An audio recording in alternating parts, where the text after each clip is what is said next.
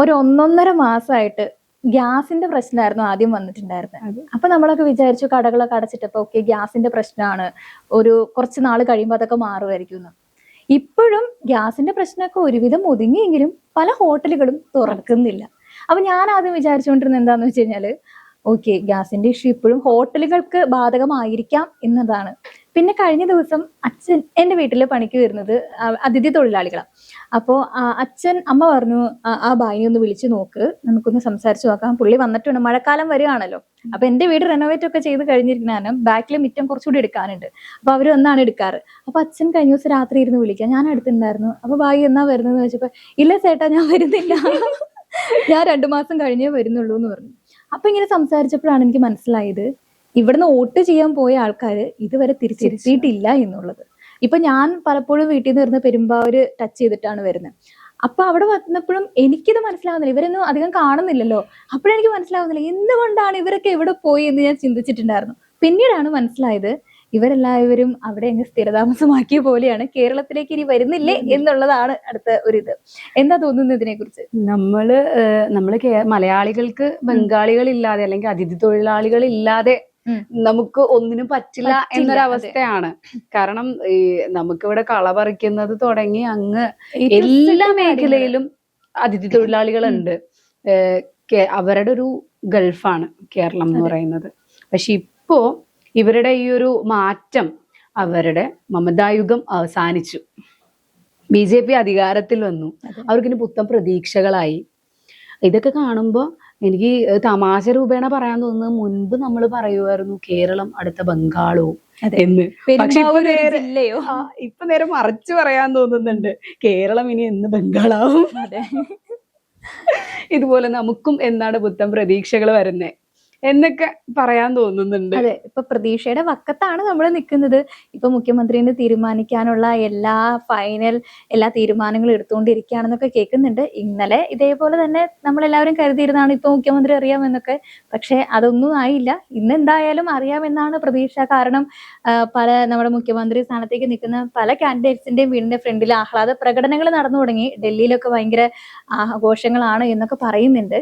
എങ്കിലും നമ്മള് ഇപ്പോ പലപ്പോഴും നമ്മുടെ എറണാകുളത്ത് തന്നെയാണെങ്കിലും നമ്മുടെ നാട്ടിൽ തന്നെയാണെങ്കിലും ഹോട്ടലുകളിൽ ചെന്ന് കഴിഞ്ഞാൽ പലതും അടച്ചിട്ടേക്കാണ്. ഇപ്പോ ഇന്നലെ തന്നെ ഞാൻ ഷവർമ കഴിക്കാൻ വേണ്ടി പോയി ടൈമില് ഷവർമ ഇല്ല. ഷവർമ ഉണ്ടോ? ഇല്ല, അൽഫാം എടുക്കട്ടെ എന്ന് അവർ ചോദിക്കുന്നത്. അപ്പൊ ഷവർമ തിന്നാനുള്ള ആഗ്രഹം കൊണ്ട് നമ്മൾ ഹോട്ടലിൽ ചെന്ന് കഴിഞ്ഞാൽ ബംഗാളികളുടെ ഒരു അസാന്നിധ്യം കൊണ്ട് നമുക്കത് കിട്ടുന്നില്ല.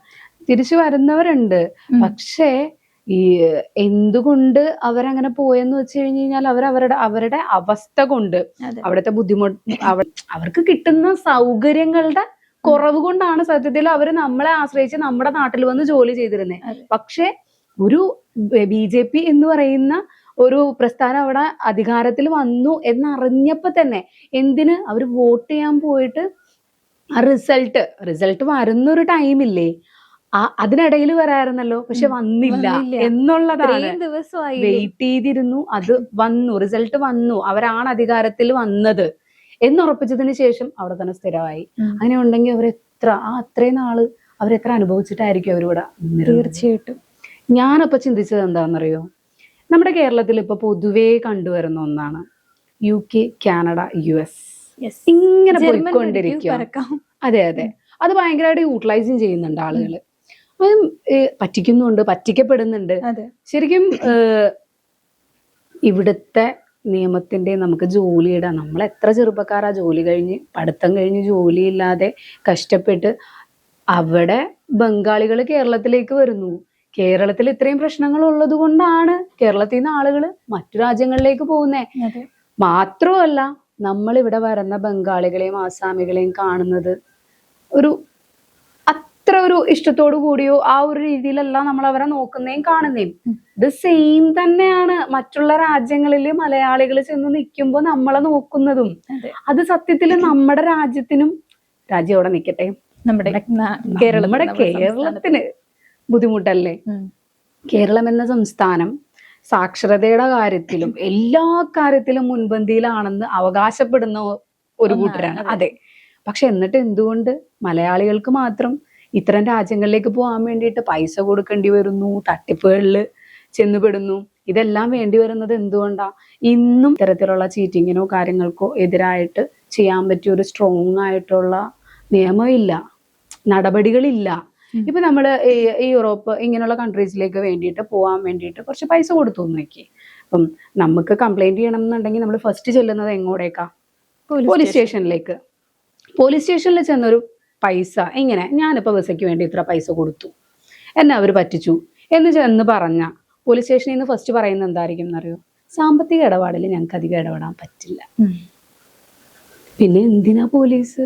പിന്നെ എന്തിനാ നിയമം? പിന്നെ നമ്മൾ ഇതൊക്കെ എവിടെ പോയാ പറയണ്ടേ? അതെ, നമ്മുടെ അധികാരികൾ എന്ന നിലയിൽ അവിടെ ചെന്ന് ഇപ്പൊ പറയുകയാണെങ്കിൽ, ഇപ്പോ പല ഈ ഇലക്ഷന് മുൻപ് തന്നെയാണെങ്കിലും പല നിവേദനങ്ങൾ നമ്മൾ കൊണ്ടുപോയി കൊടുക്കുമ്പോഴും അവരത് ആരും കാണാതെ കീറി കളയുന്നത് പലപ്പോഴും ക്യാമറയിൽ ക്യാപ്ചർ ചെയ്യുന്നുണ്ട്. പല വീഡിയോസും കറങ്ങി നടക്കുന്നത് നമ്മൾ കാണുന്നുണ്ട്. നമ്മൾ എന്ത് വിശ്വസിച്ചാണ് നമ്മളെ നോക്കാൻ ഒരു സെക്യൂരിറ്റി എന്നൊരു രീതിയിലാണ് നമ്മുടെ മേൽ അധികാരികള്, മന്ത്രിമാര്, അല്ലെങ്കിൽ പോലീസുകാരൊക്കെ ഇരിക്കുന്നത്. നമ്മൾ ഇവരെ എങ്ങനെയാണ് വിശ്വസിക്കുക? അല്ലെങ്കിൽ നമ്മൾ എന്ത് വിശ്വസിച്ചാണ് ഒരു നിവേദനം അവർക്ക് കൊണ്ടു കൊടുക്കുക? അതാണ് കേരളത്തിൽ പേടിക്കുന്ന നിയമം ഇല്ല എന്നുള്ളതാണ്. പിന്നെ മാത്രമല്ല, ഇപ്പൊ നമ്മുടെ ബംഗാളികളുടെ വിഷയം സംസാരിച്ചത് കൊണ്ടാണ് കറക്റ്റ്. ബംഗാളികൾ ഇങ്ങോട്ടേക്ക് വരുന്നില്ല എന്നതുപോലെ തന്നെ കേരളത്തിലുള്ളവർ അങ്ങോട്ടേക്ക് പോകുന്നു. പക്ഷെ ഈ ബംഗാളികളെ ആരും പറ്റിക്കുന്നില്ല കേട്ടോ. അവരിവിടെ വന്ന് കഷ്ടപ്പെട്ട് പൈസ ഉണ്ടാക്കി, അതെന്താന്ന് മനസ്സിലാവുന്നില്ല. പക്ഷെ മലയാളികൾ മാത്രമേ പറ്റിക്കപ്പെടുന്നുള്ളൂ. പറ്റിക്കപ്പെട്ട് കഴിഞ്ഞു കഴിഞ്ഞാൽ പ്രത്യേകിച്ച് രക്ഷപ്പെടലൊന്നും ഉണ്ടാവില്ല. എനിക്ക് തോന്നുന്നു ബംഗാളികളെല്ലാം ബുദ്ധിയില്ലാത്തവരാണെന്ന് പൊതുവെ മലയാളികൾ ചുമ്മാ വിചാരിച്ചു വെച്ചേക്കുന്നതാ. സത്യത്തിൽ നമ്മൾ മലയാളികളാണ് മണ്ടന്മാര്. സത്യമല്ലേ? പല മേഖലയിലും അങ്ങനെ തന്നെയാണ്. ഇപ്പോ പറയുകയാണെങ്കിൽ കേരളത്തില് മുഖ്യമന്ത്രി ആരെന്ന ചോദ്യം ഇനിയും ബാക്കി നിൽക്കുകയാണ്. അതേസമയം നമ്മുടെ തൊട്ട അയൽപക്കമായിട്ടുള്ള സംസ്ഥാനത്ത് വിജയ് അധികാരത്തിൽ വന്നു. മിനിഞ്ഞാന്ന് അധികാരത്തിൽ വന്നു, സ്റ്റാലിനെ പോയി കണ്ടു, മുഖ്യമന്ത്രി സ്റ്റാലിനെ പോയി കണ്ടു. അതേസമയം ഇന്നലെ സ്കൂളിന് 500 മീറ്റർ അകലത്തിലുള്ള ബാറുകള്, എന്തെല്ലാം കാര്യങ്ങളാണ് ചെയ്തത്. ഇപ്പോഴും ഇവിടെ ഒരു തീരുമാനമായിട്ടില്ല. അതെ, ഇപ്പൊ നമുക്കറിയാം വിജയുടെ പല സിനിമകൾ നമ്മൾ കണ്ടിട്ടുണ്ട്. അദ്ദേഹത്തോടുള്ള ആരാധന നമുക്ക് സിനിമയെക്കാളേറെ വിജയ് എനിക്ക് ആക്ടിങ് വൈസ് എനിക്ക് ഭയങ്കര ഒരു താല്പര്യം തോന്നിയിട്ടില്ല. പക്ഷെ എങ്കിൽ ഇത്രയും മാറ്റം ഒരാള് CM ആയെന്നറിഞ്ഞപ്പോ എന്തിന് ഇവിടെ കേരളത്തിലുള്ളവർ പോലും തമിഴ്നാട്ടിലേക്ക് പോയാലോ? സ്ത്രീ സുരക്ഷയുടെ കാര്യത്തിൽ 100% ഗ്യാരണ്ടി നമുക്ക് പറയാം. അത് എന്താ കാര്യം എന്ന് വെച്ച് കഴിഞ്ഞാല് അദ്ദേഹം അങ്ങനെയാണ്, നമ്മൾ അങ്ങനെയാണ് കണ്ടിരിക്കുന്നത്. അപ്പൊ ആ ഒരു സാധനം നമുക്ക് കേരളത്തിൽ ഉണ്ടോ എന്ന് ചോദിച്ചു കഴിഞ്ഞാല് ഒരിക്കലും ഇല്ല എന്ന് തന്നെ പറയാൻ പറ്റുള്ളൂ. അതെ, ഇപ്പൊ പറയുകയാണെങ്കിൽ ഇപ്പൊ നമ്മുടെ ഇന്ദിരാ ഗ്യാരണ്ടി വന്നല്ലോ. ഗ്യാരണ്ടി വന്ന ടൈമില് ഇപ്പൊ KSRTCയിൽ കയറി കഴിഞ്ഞാല് ഫീമെയിൽ മെയിൽ എന്ന കണക്കെടുപ്പ് നടക്കുന്നുണ്ട്. ഈ അതർ എന്ന് പറയുന്ന ഓപ്ഷൻ, അതായത് ഈ പറയുന്ന ട്രാൻസ്ജെൻഡർ വിഭാഗത്തിൽ പെട്ട ആൾക്കാരെ നമ്മൾ എന്ത് ചെയ്യും? പക്ഷെ ഞാനൊരു കാര്യം ചോദിച്ചോട്ടെ, ഈ സ്ത്രീ സുരക്ഷയ്ക്ക് വേണ്ടിയിട്ടാണല്ലോ ഇപ്പൊ എൻ്റെ ഒരു ഊഹം ശരിയാണെങ്കിൽ ഓൾമോസ്റ്റ് എല്ലാ സ്ത്രീകളും ജോലിക്ക് പോകുന്നവരാ. അതെ, എനിക്ക് തോന്നുന്നു പുരുഷന്മാരെക്കാൾ കൂടുതൽ സാലറി വാങ്ങുന്ന സ്ത്രീകളുണ്ട്. സ്ത്രീ സുരക്ഷ എന്നത് ഉറപ്പുവരുത്തേണ്ടത് ഒരിക്കലും ഈ ഒരു ബസ് ടിക്കറ്റില് ഇളവ് കൊടുത്തിട്ടോ അവർക്ക് ഫ്രീ ടിക്കറ്റ് കൊടുത്തിട്ടോ അല്ല സ്ത്രീ സുരക്ഷ ഉറപ്പാക്കേണ്ടത്. ഈ ഒരു 20 രൂപ 30 രൂപ ടിക്കറ്റില് ഇളവ് കൊടുത്തിട്ട് എന്ത് സ്ത്രീ സുരക്ഷ അതിലുണ്ടാവുന്നേ? സ്ത്രീ സുരക്ഷ എനിക്ക് മനസ്സിലാവുന്നില്ല. സ്ത്രീ സുരക്ഷ എന്ന വാക്കിൽ ഈ ഒരു ബസ് ടിക്കറ്റിന്റെ കാര്യത്തിൽ അല്ല. അപ്പൊ പിന്നെ പുരുഷന്മാർക്ക് എന്താ? അതെ, വിവേചനമല്ലേ? ഇപ്പൊ പറയുകയാണെങ്കിൽ സ്ത്രീകൾ മാത്രമല്ല ദുരുപയോഗപ്പെടുന്നത്, പുരുഷന്മാരും പെടുന്നുണ്ട്. ഇപ്പൊ ഞാൻ ചോദിച്ച ഒരു ചോദ്യം എന്താന്ന് വെച്ച് കഴിഞ്ഞാല്, ഈ പറയുമ്പോ സ്ത്രീകളും പുരുഷന്മാരും ഈക്വൽ ആണെന്ന് പറയുന്നിടത്ത് എന്തിനു വേണ്ടിയിട്ടാണ് സ്ത്രീകൾക്ക് മാത്രമായിട്ട് KSRT ബസ്സിൽ ഫ്രീ ആയിട്ട് പോവാനുള്ള സംവിധാനം ഏർപ്പെടുത്തിയത്? അത് ചോദിച്ചാല് എന്റെ അടുത്ത് എല്ലാരും പറയുന്നത്, അതായത് എനിക്ക് ഭൂരിഭാഗം വന്ന കമന്റ്സിൽ പറയുന്നത്, നീ ഒരു ട്രാൻസ്ജെൻഡർ അല്ലേ എന്നാണ് എന്റെ അടുത്ത് ചോദിക്കുന്നത്. ചിലവര് പറയുന്നു, ചേച്ചി എന്നാ കാശ് കൊടുത്തോ. അപ്പൊ ഞാൻ ചോദിക്കുന്നത് ഇതാണ്, ഇങ്ങനെയൊക്കെ പറയുന്ന ആൾക്കാര് എന്ത് കാര്യത്തിനാണ് ഇങ്ങനെ പറയുന്നത്? അതായത് ഇവർക്കൊന്ന് മനസ്സിരുത്തി ചിന്തിച്ച് കഴിഞ്ഞു കഴിഞ്ഞാല് അതിന്റെ അർത്ഥം മനസ്സിലാവും എന്തുകൊണ്ടാണ് നമ്മൾ ഇത് എതിർക്കുന്നതെന്ന്. പല സംസ്ഥാനങ്ങളിലെയും സ്ത്രീകള് പുരുഷന്മാരാണ് വന്ന് കമന്റ് ഇടുന്നത്. ഏതോ ഒരുത്തൻ എന്റെ ഇതിന്റെ താഴെ 20 കമന്റ് എങ്ങാണ്ട്. ഞാനാണെങ്കിൽ കുറെ കമന്റ് റിപ്ലൈ കൊടുത്തു. പിന്നെ അവൻ പറഞ്ഞ് സ്ത്രീകളുടെ കാര്യം പറഞ്ഞ് ഫുട്ബോളിന്റെ കാര്യത്തിലും അതുപോലെ തന്നെ ക്രിക്കറ്റിന്റെ കാര്യം വരെ പോയി. എനിക്ക് അതിലൊന്നും റിപ്ലൈ കൊടുക്കാൻ പറ്റില്ലാത്തതുകൊണ്ട് ഞാൻ അവനെ അതായത് അവിടെ ആ സ്റ്റോപ്പ് ഞാൻ കമന്റ് ഇടുന്നത് അവിടെ സ്റ്റോപ്പ് ചെയ്തു. പിന്നെ അവന്റെ താഴെ വന്ന് കുറെ പെണ്ണുങ്ങൾ തന്നെ വന്ന് കമന്റ് ഇടുന്നുണ്ട്. ഞാൻ ചോദിക്കുന്നത് ഇതാണ്, അവരെത്ര ദുർബലരാണോ? പലർക്ക് 30 രൂപയോളം ടിക്കറ്റിന് കൊടുക്കാനില്ലേ കയ്യില്? ഒരു ഫ്രീ ടിക്കറ്റ് എന്ന് പറയുന്നത് ഓയിൽമെന്റും തിന്നും പറയുന്ന പോലെ. അതെ, അതിന്റെ ഒന്നും ആവശ്യമില്ല. K S R T C നഷ്ടത്തിലായി, ശമ്പളം കൊടുക്കാൻ പോലും പറ്റാതെ കുറച്ച് ഉല്ലാസയാത്രകളും കാര്യങ്ങളും ഒക്കെ സംഘടിപ്പിച്ച് അതൊന്ന് മെച്ചപ്പെട്ട് വരുന്നൊരു സമയമാണ് ഇത്. ഒരു വർഷമെങ്കിലും ഓടിക്കഴിഞ്ഞു കഴിഞ്ഞാൽ K S R T C എന്നൊരു പ്രസ്ഥാനമേ കേരളത്തിൽ പറയുന്നുണ്ട്.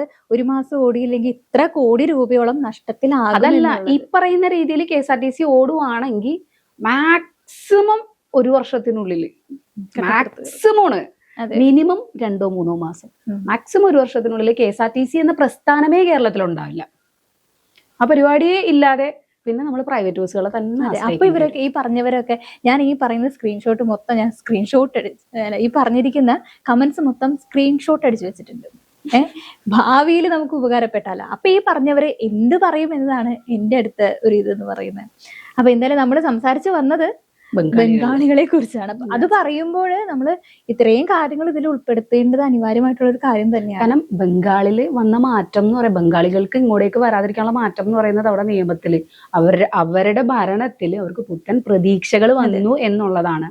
നേരെ മറിച്ച് നമുക്ക് ഇവിടെ ഒരു പ്രതീക്ഷയും ഇല്ലാതെ എന്ത് ചെയ്യും ചില പാട്ടുകളൊക്കെ ഉണ്ട്, കണ്ണുനട്ട് കാത്തിരുന്നിട്ട്. സത്യം, ആ ഒരു അവസ്ഥയിലാണ് നമ്മൾ ഇരിക്കുന്നത്.